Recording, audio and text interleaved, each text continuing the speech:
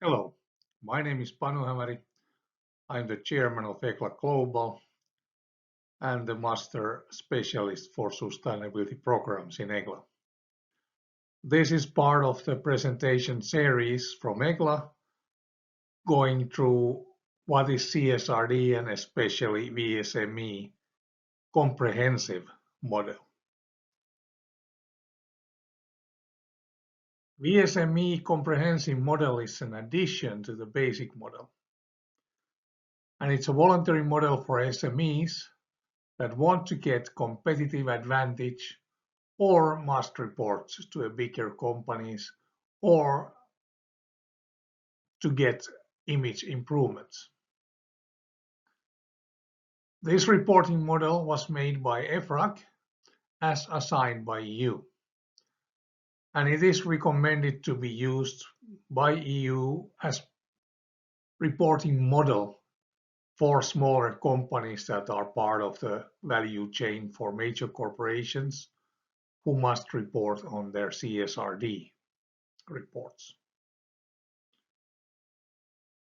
This basic plus comprehensive model is suitable for small companies and those SMEs that do have already some sustainability reporting in use, just like ISO 14001 EMS system or EcoVadis or something similar. And it's also for those more advanced companies that look to get better image, better marketing value, better customer value, and to gain advantage on the markets and to their continuous improvement. In this presentation, we cover the comprehensive VSME model, in addition to basic model that we have on a separate video. This is the reporting structure. As you can see, 9 points.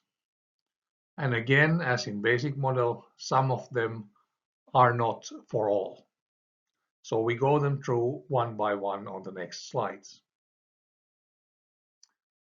The first one, comprehensive module number 1, is concerning strategy, business model, and sustainability related initiatives.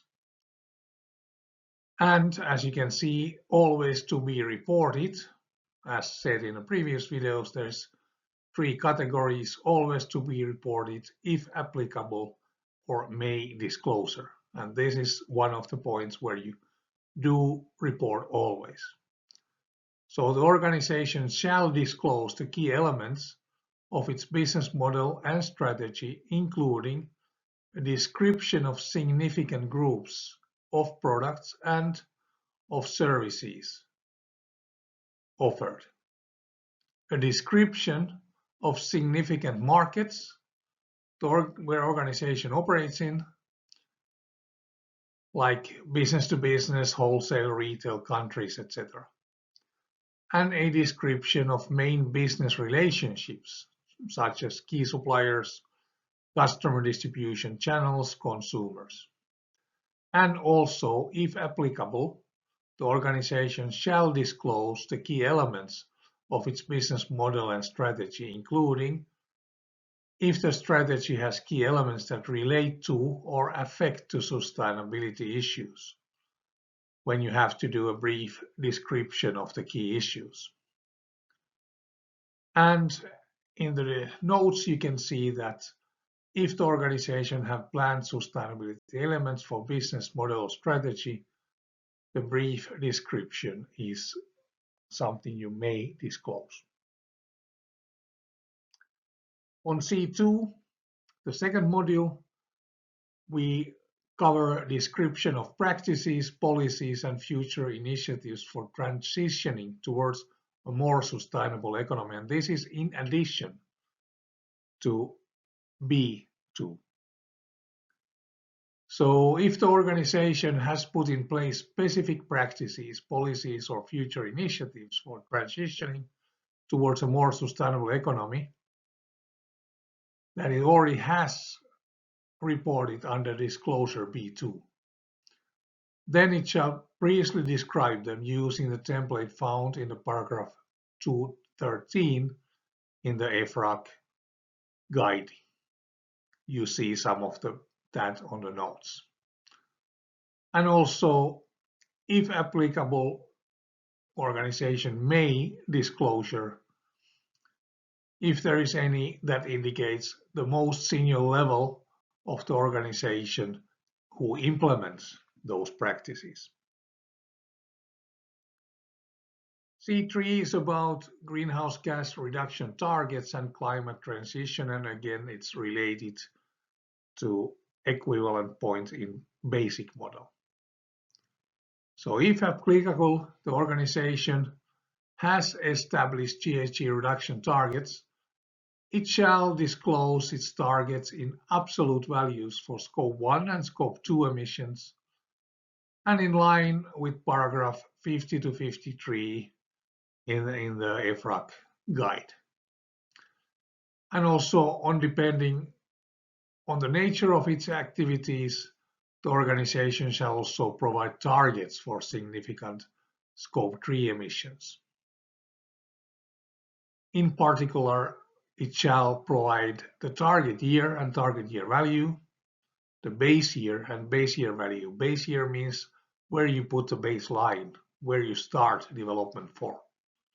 The units used for targets, the share of Scope 1, Scope 3, and if disclosed, Scope 3 that the target concerns, and a list of main actions it seeks to implement to achieve its targets. And again, if applicable, the organization may disclose if the operation or if the organization operates in the high climate impact sectors, and it has then adopted a transition plan for climate change mitigation. Then it may provide information about it, the program as such, including an explanation on how it is contribution to reduce GHG emissions. And again, if applicable, in case the organization operates in the high climate impact sectors and does not have transition plan for climate change mitigation in place, it shall indicate whether, and if so, when it will adopt such a transition plan. C4 is about climate risks. And again, if applicable, if the organization has identified climate-related hazards and climate-related transition events, creating cross-climate-related risk for the organization, it shall briefly describe such climate-related hazards and climate-related transition events, disclose how it has assessed the exposure and sensitivity of its assets, activities and value chain to these hazards and transition events, disclose the time horizon of any climate-related hazards and transition event, and whether it has undertaken climate change adaptation actions for any climate-related hazards or transition event. And it also may disclose the potential adverse effect that may affect its financial performance or business operations in the short, medium, or long term, and also whether it assesses the risk to be high, medium, or low. So basic environmental risk assessment. C5 is about additional workforce characteristics, and again, in addition to what is asked in the points B8, B9, and B10. So if the organization employs 50 or more employees, it may disclose the female to male ratio or at management level for the reporting period. And if the organization employs, again, 50 or more employees, it may also disclose the number of those that are self-employed without personnel who are working exclusively for the organization, and also the temporary workers provided by organizations primarily engage in employment activities. And the notes, you can see that it's only valid for those organizations employing more than 50 people.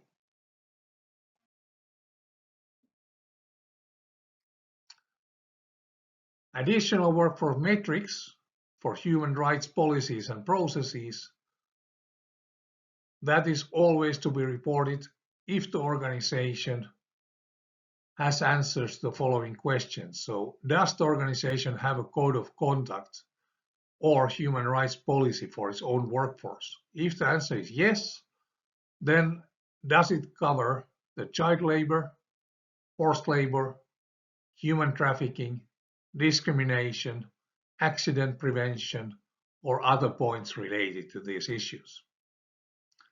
And also, does the organization have a complaint handling mechanism for its own workforce? And again, this is always to be reported on. And there might be some national legislation on these matters that organization must cover. C7 is severe negative human rights incidents. So the organization shall disclose an answer to the following questions. So does the organization have confirmed incidents on its own workforce related to child labor, forced labor, human trafficking, discrimination, accident prevention, or others? And then, if yes, specifications. And if applicable, if the answer is yes to any point, the organization may describe the actions being taken to address the incidents described above. And is the organization aware of any confirmed incidents involving workers in the value chain, affected communities, customers, and end users? And if the answer is yes, specifications on those. These points are something that major corporations report on their CSRD reporting. Then the C8 is about revenues from certain sectors and exclusion of the EU reference benchmarks. And again, if applicable, if the organization is active in one or more of the following sectors, it shall disclose its related revenues in the sectors. So controversial weapons, including anti-personnel mines, cluster munitions, chemical weapons and biological weapons, the cultivation and production of tobacco, fossil fuel, all kind of operations, or chemicals production. And always to be reported on, the organization shall disclose whether it is excluded from any EU reference benchmarks that are aligned with the Paris Agreement. Then the last point, number 9, is about gender diversity ratio in the governance body. So if it's applicable to organization has a governance body in place, the organization shall disclose the related gender diversity ratio. So this covers the whole comprehensive package that is in addition to basic. And as this is an EGLA presentation, if you want to work with us, there are a few options. First of all is becoming a member and get access to our e-academy, where you can study few different areas of sustainability at your own space, included in your membership fee. Or you can attend on members training course that includes a tutor in use online or virtually with a low price. Or you can also attend as a private person or non-member organization to a training course where the prices with EGLA are still affordable. And that is because we are a non-profit, non-governmental organization that has a mission to expand the knowledge of sustainable development and to help companies to apply sustainability as one of the means to get better operations, better productivity, and better profitability. As a last option, you can also hire one of our consultants. We have more than 30 countries covered today with a few hundred experts that you can ask to join you on temporary basis, typically from our network. If you want to know more, you can send an email to us to egla@eglaglobal.net or visit our homepages at https://eglaglobal.net, where you find more information. Or you can find our leading partners in each country and area, and you can find them also on our homepages. Thank you for your attention.